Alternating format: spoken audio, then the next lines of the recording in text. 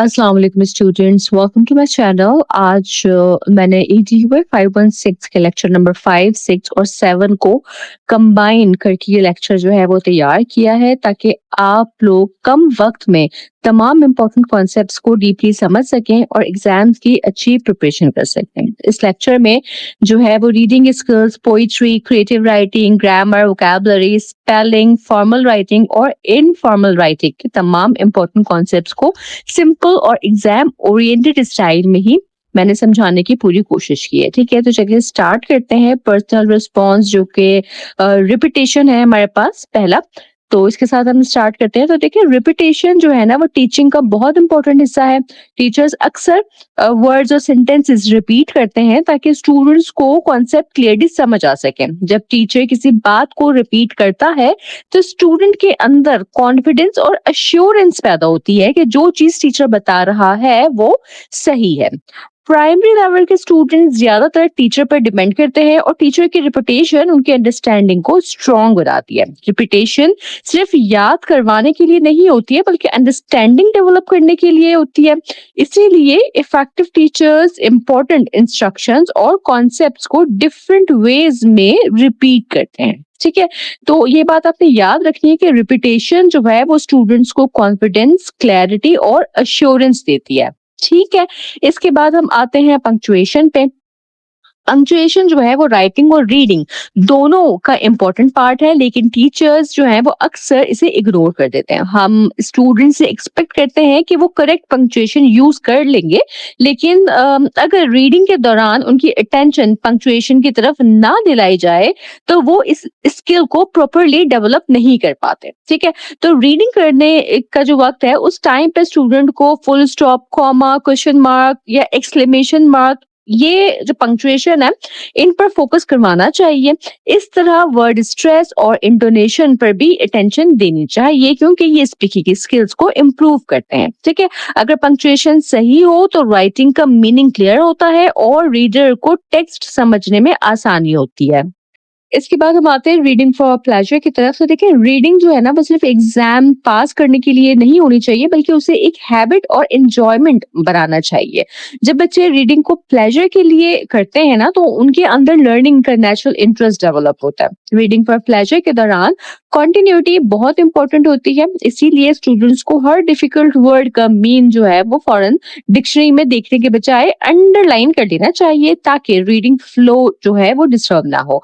बार बार dictionary use करना reading को boring बना देता है। सही है, टीचर को स्टूडेंट को गाइड करना चाहिए कि वो अपनी पसंद की बुक्स जो है वो चूज करें। प्राइमरी लेवल पर टीचर की गाइडेंस जरूरी होती है ताकि स्टूडेंट्स एज एप्रोप्रिएट बुक्स जो है वो सिलेक्ट कर सके। बुक फेयर्स और चीप बुक्स रीडिंग भी हैबिट डेवलप करने में जो है वो बहुत अच्छा रोल प्ले करती हैं। माई बुक का जो कॉन्सेप्ट है ये भी इम्पोर्टेंट है क्योंकि जब बच्चे अपनी पॉकेट मनी से बुक्स खरीदते हैं तो उनका कॉन्फिडेंस और रीडिंग इंटरेस्ट जो है वो बढ़ता है। ठीक है, रीडिंग फॉर प्लेजर जो है ना वो स्ट्रेस को कम करती है, वोकैबुलरी इंप्रूव करती है और लर्निंग को एंजॉयबल बनाती है। ठीक है, तो reading for pleasure life long learning और रीडिंग हैबिट्स डेवलप करने में हेल्प करती है। ठीक हो गया जी। इसके बाद जो है लाइब्रेरी रिसोर्सेज की तरफ आते हैं। तो लाइब्रेरीज जो है ना वो रीडिंग हैबिट डेवलप करने का बहुत इफेक्टिव सोर्स है। अगर स्कूल में प्रॉपर लाइब्रेरी अवेलेबल ना हो तो टीचर क्लासरूम में मोबाइल लाइब्रेरी बना सकता है। स्टूडेंट्स और टीचर्स मिलकर बुक्स कलेक्ट कर सकते हैं। लाइब्रेरी के एटमॉस्फेयर जो है वो स्टूडेंट्स को इंडिपेंडेंट लर्निंग की तरफ लेके जाता है। क्लासरूम के मुकाबले में लाइब्रेरी ज्यादा पीसफुल और साइलेंट होती है जहाँ स्टूडेंट कॉन्सेंट्रेशन के साथ रीडिंग करते हैं। स्टूडेंट्स को ये सिखाना बहुत जरूरी है कि वो सिर्फ कोर्स बुक्स पर डिपेंड ना करें बल्कि पब्लिक लाइब्रेरीज, होम लाइब्रेरीज और एक्स्ट्रा रीडिंग रिसोर्सेज भी यूज करें। एक्स्ट्रा रीडिंग जो है स्टूडेंट की नॉलेज और कॉन्फिडेंस इन दोनों को इंक्रीज करती है। ठीक है, तो लाइब्रेरीज ना इंडिपेंडेंट लर्निंग और रीडिंग कल्चर डेवलप कर रही होती हैं। ठीक है? इसके बाद हम आते हैं पोएट्री की तरफ। पोएट्री प्रोज़ से डिफरेंट होती है क्योंकि उसकी स्ट्रक्चर, रिदम और स्टाइल यूनिक होता है। पोएम को रिसाइट करना भी एक आर्ट है। पोएट्री में राइम और रिदम बहुत इंपॉर्टेंट होते हैं। रिदम नेचर की तरह स्पॉन्टेनियस और नेचुरल होती है, इसलिए स्टूडेंट्स पोएट्री को इजीली एक्सेप्ट करते हैं। टीचर्स को स्टूडेंट को एनकरेज करना चाहिए कि वो पोएम्स में राइम आइडेंटिफाई करे। पोएट्री में सिमाइल्स, मेटाफॉर्स और फिगरेटिव लैंग्वेज का भी यूज होता है। प्राइमरी स्टूडेंट सिंपल सिमाइल समझ सकते हैं, जबकि मेटाफोर्स जो होते हैं वो सेकेंडरी लेवल पर ज्यादा क्लियरली समझ आते हैं। ठीक है, तो पोइट्री रिदम, राइम और इमेजिनेशन जो है ये डेवलप करती है। ठीक है, पोइट्री के अंदर हम प्रोनाउंसिएशन और स्ट्रेस वर्ड पे बात करें तो पोइट्री रेसिटेशन में प्रोनाउंसिएशन बहुत इंपॉर्टेंट होती है। करेक्ट प्रोनाउंसिएशन ऑडियंस को पोयम समझने में मदद देती है। प्रोनाउंसिएशन इंप्रूव करने का बेस्ट तरीका जो है वो लिसनिंग होता है। ठीक है, कि जितना आप सुनेंगे उतना ही आपकी प्रोनाउंसिएशन जो है वो इम्प्रूव होगी। पोइट्री में वर्ड स्ट्रेस भी बहुत इंपॉर्टेंट होता है क्योंकि स्ट्रेस सेंटेंसेस के मीनिंग और टोन चेंज कर देते हैं। अगर किसी वर्ड पर ज्यादा स्ट्रेस दिया जाता है तो उसका इफेक्ट और मीनिंग दोनों बदल सकती हैं। ठीक है, तो करेक्ट स्ट्रेस जो है वो पोयम के जो इमोशंस है उनको क्लियर करता है, उनके मीनिंग एक्सप्लेन करता है और रेसिटेशन को इफेक्टिव बनाता है। टीचर को स्टूडेंट को कॉन्टेक्स्ट और मीनिंग के मुताबिक स्ट्रेस यूज करना सिखाना चाहिए। ठीक है, करेक्ट प्रोनाउंसिएशन और वर्ड स्ट्रेस पोएम के मीनिंग और ब्यूटी जो है वो क्लियर करते हैं। ठीक हो गया। इसके बाद जो है हम रीडिंग स्किल के रिवीजन की तरफ आते हैं कि रीडिंग स्किल के दौरान कुछ इंपॉर्टेंट चीजों पर फोकस करना जरूरी होता है, जैसे कि लिंक्ड टेक्स्ट, ये देखना कि सेंटेंसेस और आइडियाज एक दूसरे से किस तरह कनेक्टेड हैं। ठीक है, ये लिंक्ड टेक्स्ट है। कोहेजन ये समझना कि कुछ सेंटेंसेस एक दूसरे से क्यों बॉन्डेड हैं, ठीक है, क्यों जुड़े हुए हैं। एलिजन क्या है कि रीडिंग के दौरान पॉजेस कहाँ और क्यों आते हैं, ये एलिजन है।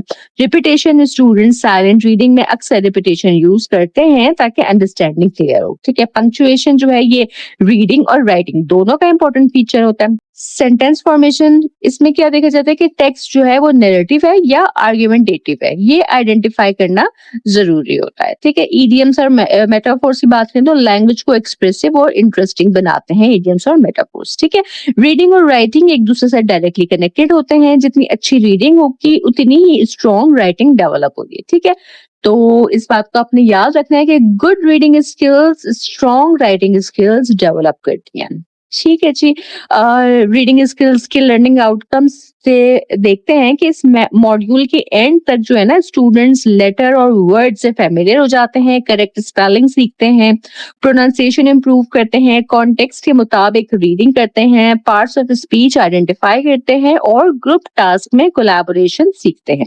ये तमाम आउटकम्स लैंग्वेज लर्निंग की फाउंडेशन। ठीक है, इसके बाद आ जाते हैं राइटिंग स्किल्स की तरफ और यहाँ बात करते हैं क्रिएटिव राइटिंग की। क्रिएटिव राइटिंग इमेजिनेशन और क्रिएटिविटी को एक्सप्रेस करने का प्रोसेस है। टीचर्स का काम सिर्फ ग्रामर सिखाना नहीं बल्कि स्टूडेंट्स के इमेजिनेशन को पॉलिश करना भी है। स्टूडेंट्स को एनकरेज करना चाहिए कि जब भी कोई क्रिएटिव आइडिया दिमाग में आए तो वो उसे नोटबुक में नोट कर ले। क्रिएटिविटी प्रैक्टिस से इंप्रूव होती है। जितना ज्यादा स्टूडेंट इमेजिन करेगा और लिखेगा उतनी ही उसकी राइटिंग स्ट्रांग होगी। ठीक है, क्रिएटिव राइटिंग स्टूडेंट को इंडिपेंडेंट थिंकिंग, इमेजिनेशन और एक्सप्रेशन की फ्रीडम देती है। ठीक हो गया, तो देखिए क्रिएटिव राइटिंग इमेजिनेशन और ओरिजिनल थिंकिंग को डेवलप करती है। ठीक है, इसके बाद आगे बढ़ते हैं। राइटिंग स्किल्स में हम बात करेंगे ग्रामर एंड वोकैबुलरी की। ग्रामर और वोकैबुलरी क्रिएटिव राइटिंग के बहुत इंपॉर्टेंट टूल्स हैं।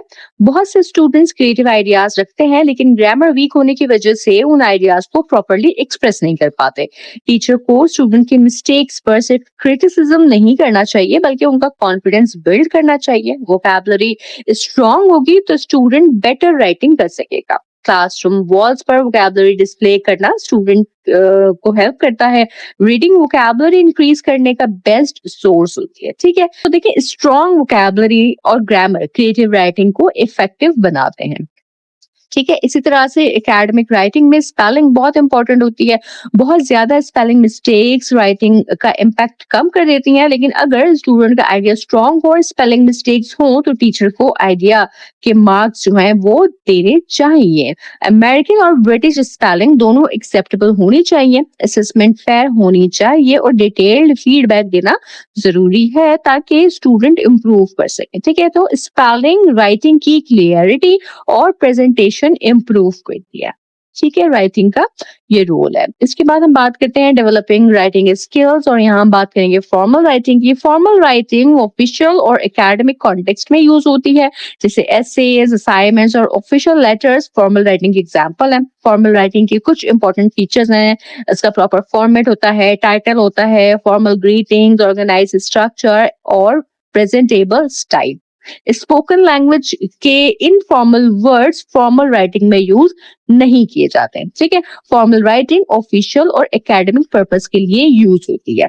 ठीक है, जबकि इनफॉर्मल राइटिंग जो है वो फॉर्मल राइटिंग को ऑपोजिट होती है। ये यूजुअली फ्रेंड्स, पेयर्स और फैमिलियर लोगों के दरमियान यूज होती है।